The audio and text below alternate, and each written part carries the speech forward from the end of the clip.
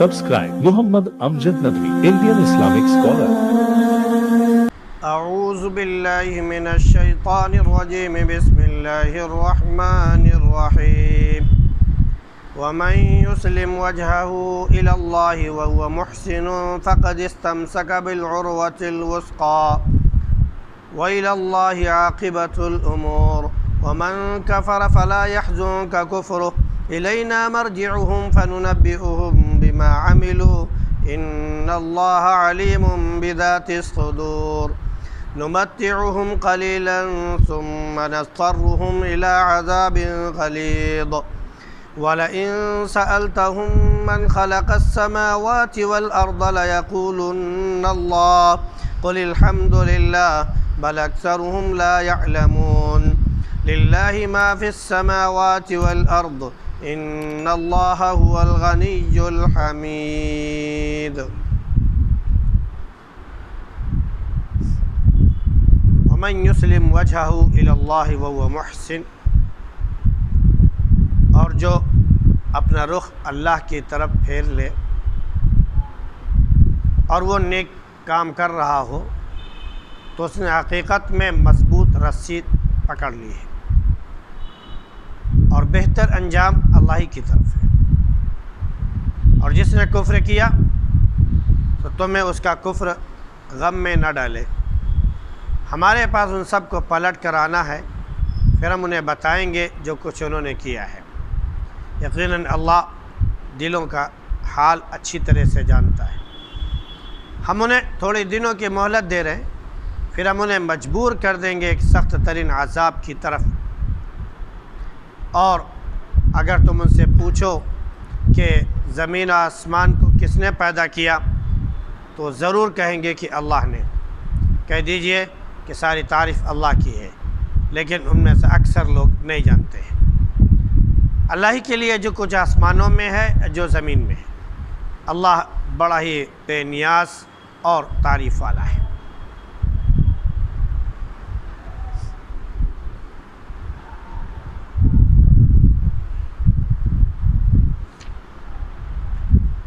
گزشتہ آیات میں اللہ کی نعمتوں کا ذکر تھا کہ کیسے اس نے اپنی ظاہری اور باطنی نعمتیں انسان کے اوپر تمام کر دی اور مکمل کر دی، اور کیسے دنیا اور آسمان کی ساری چیزوں کو اس نے اس کی خدمت میں لگا دیا. کچھ بالواسطہ اور کچھ بلا واسطہ انسانوں کے خدمت میں لگے ہوئے ہیں. لیکن پھر بھی لوگ کچھ ایسے ہیں جو بغیر کسی علم کے، بغیر کسی رہنمائی کے، بغیر کسی روشن کتاب کے وہ اللہ کے معاملے میں جھگڑنے لگتے ہیں. اور جب ان سے کہا جاتا ہے کہ جو کچھ اللہ نے نازل کیا ہے، یعنی جو وحی بھیجی ہے، جو پیغام بھیجا ہے، اس کی اتباع کرو تو کہتے ہیں کہ ہم نے آباء و اجداد کی اتباع کر لی ہے. اب رہا معاملہ کہ اللہ ان سے پوچھتا ہے کہ چاہے شیطان ان کو گمراہی کے راستے پر ڈال چکا ہو اور جہنم میں وہ پہنچنے والے ہوں تب بھی، لیکن معاملہ یہ کہ جو اندھی تقلید کرنے والے ہوتے ہیں ان کو اس کی پرواہ نہیں ہوتی کہ وہ جہنم میں جا رہے ہیں یا نہیں، بس وہ تو اندھی تقلید کر کر دین کے مخالف ہو جاتے ہیں. آگے ذکر کیا جا رہا ہے کہ جو لوگ اپنا رخ اللہ کی طرف پھیر لیتے ہیں اور سر تسلیم خم کر دیتے ہیں اور اللہ کے کلمے کا اقرار کر لیتے ہیں، اللہ کی وحدانیت کا، اس کی قدرت کا، اس کی طاقت اور قوت کا، اس کی ذات کا اعتراف کر کے پھر وہ نیک کام میں مشغول ہو جاتے ہیں، تو اللہ نے فرمایا کہ انہوں نے حقیقت میں مضبوط رسی تھام لی ہے. یہ عروۃ الوثقیٰ جو ہے، یہ مضبوط رسی سے مراد اللہ کا دین اور وہ شریعت ہے جو اللہ نے اپنے نبی صلی اللہ علیہ وسلم پر نازل فرمائی، کہ اس کے ذریعے انسان کا تعلق اللہ سے بہت گہرا ہو جاتا ہے اور اس کا رابطہ اللہ سے بہت مضبوط ہو جاتا ہے. تو جب اللہ سے اس کا تعلق بڑا مضبوط ہو جائے تو اللہ رب العزت اسے اپنا بڑا قریبی بھی بنا لیتی ہے اور پھر اس کے جتنے بھی اعمال ہیں اچھے، جتنے بھی بھلائیاں ہیں اس کی اچھی، وہ ساری بھلائیاں اور سارے اچھے اعمال جو ہے اللہ کے پاس جاتے ہیں اور اللہ ان کا بہترین بدلہ عطا فرماتا ہے۔ لیکن کچھ ایسے بھی ہوتے ہیں جو کفر کرتے ہیں، تو جب اگر وہ کفر کر رہے ہیں تو پھر جو نیکی کرنے والے ہیں، جو اسلام کا کلمہ پڑھنے والے ہیں، نبی کریم صلی اللہ علیہ وسلم کا اتباع کرنے والے ہیں، ان لوگوں کے ان کے کفر کی پرواہ نہیں ہونی چاہیے، ان کی وجہ سے ہلاکان اور اپنے آپ کو ہلاکت میں اور غم میں نہ ڈالیں۔ ہاں، اللہ کا پیغام ان تک پہنچائیں ضرور، لیکن اگر وہ قبول نہیں کر رہے ہیں تو اپنے آپ کو ہلاکت میں نہ ڈالیں، ان کی وجہ سے اپنے آپ کو بے چینی اور کرب میں نہ ڈالیں کہ اس کی وجہ سے یہ بالکل خود مرنے کے قریب پہنچ جائیں۔ اللہ کے نبی صلی اللہ علیہ وسلم بہت زیادہ رنجیدہ رہا کرتے تھے، بہت زیادہ غمزدہ ہوا کرتے تھے ان کے انکار کی وجہ سے، اور آپ کہا کرتے تھے کہ یہ عجیب قوم لوگ ہیں، عجیب لوگ ہیں، میری قوم کے لوگ ہیں، مجھے جانتے ہیں، شروع سے مجھے جانتے ہیں، مجھے پہچانتے ہیں، بچپن سے مجھے جانتے ہیں، اور یہ بھی جانتے ہیں کہ میں نے کبھی جھوٹ نہیں بولا، کبھی کسی کو دھوکہ نہیں دیا، کبھی کسی کے ساتھ غبن نہیں کیا، کسی کے ساتھ غداری نہیں کی، کسی کے ساتھ بے وفائی نہیں کی، سب جانتے ہیں کہ ہماری سیرت بالکل صحیح اور سچی تھی، پاک اور بہتر تھی۔ اس کے باوجود جب میں نے اللہ کا پیغام، اللہ کا سچا پیغام ان تک پہنچایا تو یہ جھوٹ کہہ کر نکل گئے اور اپنا دامن جھاڑ لیا۔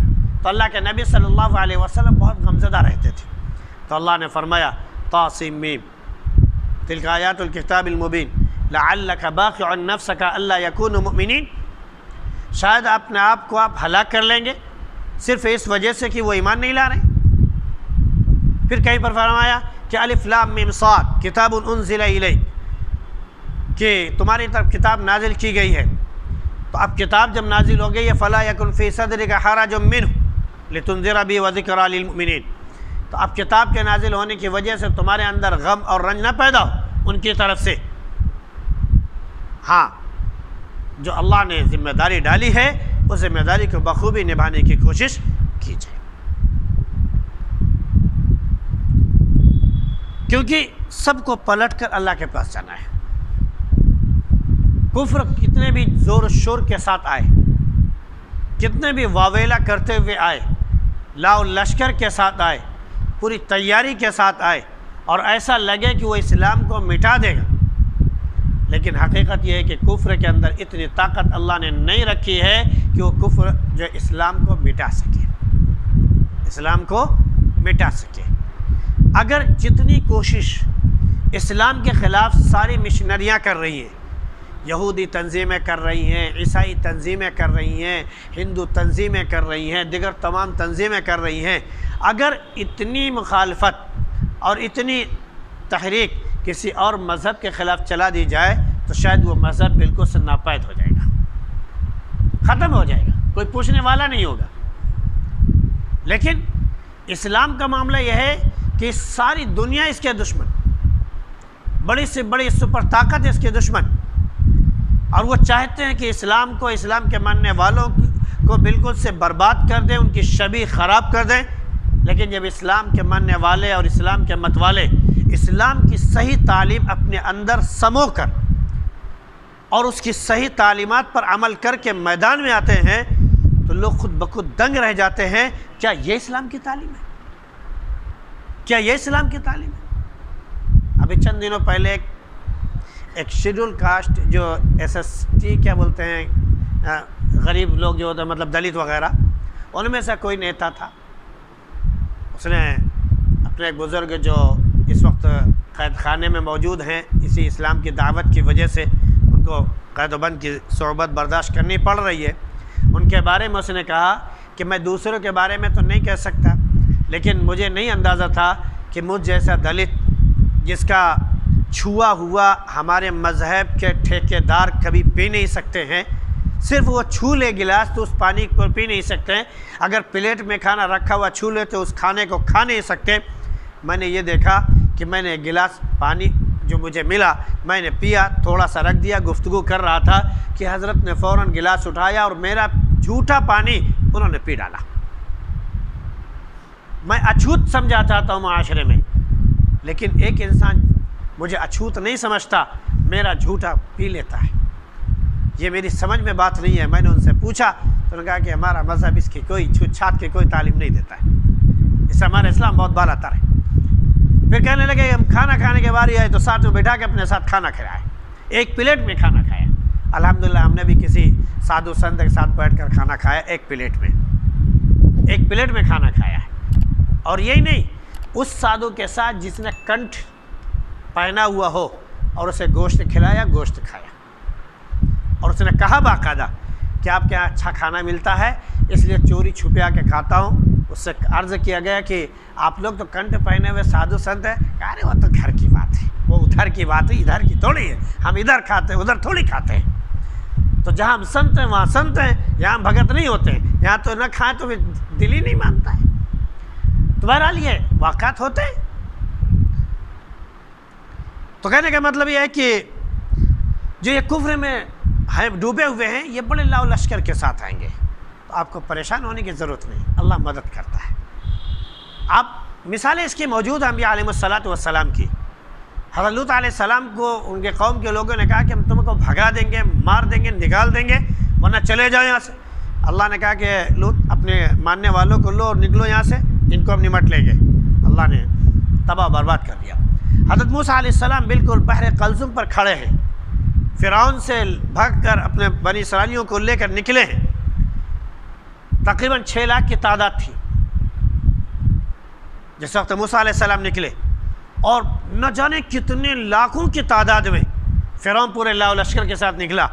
بالکل سمندر پر جب یہ پہنچے تو سامنے سے فرعون آ رہا پورے لاؤ لشکر کے ساتھ، اس کا انسانی سمندر نظر آ رہا ہے، کھوپڑیوں کا سمندر نظر آ رہا ہے، اور ایک طرف یہ سمندر ہے۔ بنی اسرائیل کا کہاں بھاگیں گے؟ ڈرنے کی ضرورت نہیں، اللہ نے جب ہمیں حکم دیا ہے تو راستہ بھی دے گا۔ جب وہ قریب ہے تو اللہ نے کہا لاٹھی مار دو، پانی پر لاٹھی ماری، راستہ پھٹ گیا، کہا جاؤ نکلو۔ یہ نکل گئے اور فرعون اسی میں آ کے ڈوب گیا۔ کفر نے پورے زور و شور کے ساتھ، پوری طاقت اور قوت کے ساتھ حضرت ابراہیم علیہ السلام کو ایسے الاؤ میں ڈالا کہ دور تک ایک دیوار بنائی گئی، اس کے اندر خوب ایندھن ڈالا گیا، لکڑیاں ڈالی گئی، پھر اس میں آگ جلائی گئی۔ جب اس کے شعلے آسمان سے باتیں کرنے لگے تو ان کو دور سے منجنیق کہہ لیجئے اس زمانے میں بنا کرتی تھی، یا یوں کہہ لیجئے کہ ایک بڑی غلیل جس کے ذریعے بڑا پتھر پھینکا جائے، اس کے ذریعے ابراہیم علیہ السلام کو آگ میں پھینکا گیا۔ تو کیا ابراہیم علیہ السلام جل گئے؟ قرآن نے کہا سلام یا نار کونی بردا و سلاما علی ابراہیم، اے آگ ٹھنڈی ہو جا۔ ابراہیم علیہ السلام نے اللہ کا حکم مانا، اپنے بیٹے کے گلے پر چھری چلائی، اللہ نے حکم دے گیا ہے چھری آگے کام نہیں ہونا چاہیے۔ کیا چھری نے کاٹ دیا؟ تیز بھی کی تھی، پوری طاقت سے لگائی، اپنے بیٹے کے ایک جبڑے پر پائے رکھا، سینے پر رکھا، اور اس کے بعد چھری چلائی اور کہا کہ نہیں ہو پا رہا ہے۔ اللہ نے دمبا بھیجا، وہ ذبح ہو گیا۔ تو اللہ رب العزت اپنے ماننے والوں کی مدد کرتا ہے، تو گھبرانے کی ضرورت نہیں ہے۔ حالات آتے ہیں، یہ ایمان والوں کی آزمائشیں ہوتی ہے۔ آزمائش انہیں کی ہوتی ہے جو ماننے والے ہوں، ان کو دیکھا جاتا ہے واقعتاً یہ کھڑا ہے یا نہیں۔ ایک شخص آپ کے آگے پیچھے گھوم رہا ہے، ہمیشہ ہاں حضوری کر رہا ہے، تو سامنے والا ایک بار دیکھتا ہے کہ ہمیشہ میرے پیچھے لگا رہتا ہے، ہمیشہ میرے ساتھ لگا رہتا ہے، جو بات میں کہوں کرنے کے لیے تیار رہتا ہے، ذرا اس کو دیکھا جائے کہیں ایسا تو نہیں کہ یہ کسی مفاد کے لیے آیا ہوا ہے یا میرا مخلص ہے۔ تو آدمی جانچتا ہے، پرکھتا ہے۔ تو جب ہم نے اللہ کا کلمہ پڑھ لیا اور انہوں نے کہہ دیا کہ ہم صرف اللہ کے مخلص ہیں، کسی اور کے مخلص نہیں ہے، تو دنیا کے لوگ، دنیا کے حاکم، دنیا کے بادشاہ، دنیا کا ایک عہدیدار آپ کو آزما سکتا ہے، کیا اللہ نہیں آزمائش کرے گا؟ تو بدرجہ اولا کرے گا۔ تو آپ کے ایمان کو وہ پرکھے گا، کیا یہ فوراً ڈاواں ڈول ہو جانے والا انسان ہے یا صحابہ کی طرح جم جانے والا ہے، تو وہ بھی دیکھتا ہے۔ تو اللہ نے فرمایا کہ جو جم جاتے ہیں تو جان لیں کہ اچھے اعمال اسی کی طرف پلٹ کر آتے ہیں۔ پھر فرمایا کہ آپ ذرا پوچھو ان سے کہ آسمان و زمین کس نے پیدا کیا؟ جن کو ہم دیوی دیوتا مانتے ہیں، ساری دنیا کہتی ہے کہ یہ پیدا ہوئے ہیں، ساری دنیا کہتی ہے، چاہے وہ برہما ہو، چاہے وشنو ہو، چاہے مہیش ہو، چاہے وہ رام ہو، چاہے وہ سیتا ہو، چاہے وہ لکشمن ہو، یا جو بھی ہو، کرشن ہو. ہم یہ نہیں کہتے کون ہے، دنیا کا جو بھی ہو، چاہے وہ کیا بولتے ہیں گرو نانک ہو، چاہے وہ دیگر جو ہے گرودیو وغیرہ ہو، یا جو آج آئے زمانے میں گزرتے زمانے کے ساتھ ساتھ آئے دن ایک دیوتا بنتے چلے جاتے ہیں، یہ سب پیدا ہونے والے ہیں اور ماں باپ کی سنتان ہیں، ان کی اولاد ہیں. تو اللہ نے فرمایا کہ سب سے پہلے ہم نے آسمان و زمین پیدا کیا، پھر اس کو انسانوں کے رہنے کے قابل بنایا، پھر انسان کی تخلیق ہوئی. تو معلوم یہ کہ آسمان و زمین پہلے پیدا ہوئے، یہ سب بعد میں پیدا ہوئے. تو جب سب بعد میں پیدا ہوئے تو ذرا ان سے پوچھو کہ آسمان و زمین کس نے پیدا کیا؟ تو ہر ایک کی زبان سے نکلے گا بھائی وہ تو اللہ نے ہی پیدا کیا. جب اللہ نے پیدا کیا ہے تو پھر اللہ کی تعریف بھی ہونی چاہیے، اس کے علاوہ کسی اور کی تعریف سمجھ میں نہیں آتی. بھائی کام آپ کا کوئی اور کرے، شکر آپ کسی اور کا ادا کریں گے.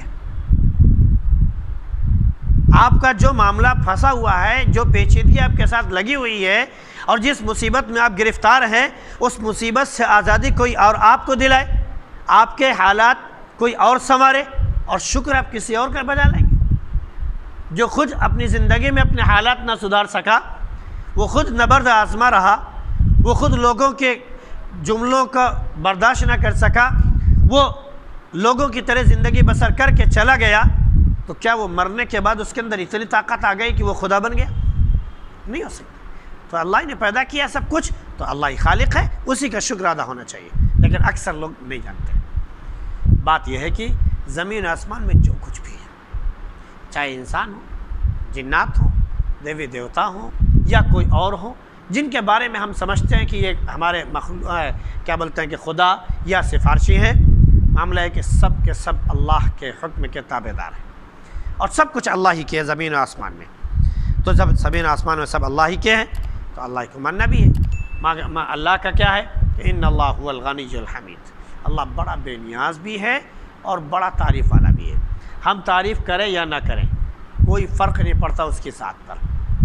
ہاں تعریف کریں گے تو ہمارا بھلا ہوگا کہ اس کا بدلہ اللہ ہم کو خود دے گا، اور اگر نہیں تعریف کریں گے تو ہمارا ہی نقصان ہوگا، اللہ اس کا بدلہ بھی دے گا کہ جہنم میں اٹھا کر ڈال دے گا. اللہ ہم سب کو اپنا سچا تابعدار بنائے اور نبی کریم صلی اللہ علیہ وسلم کا سچا تابعدار بنائے.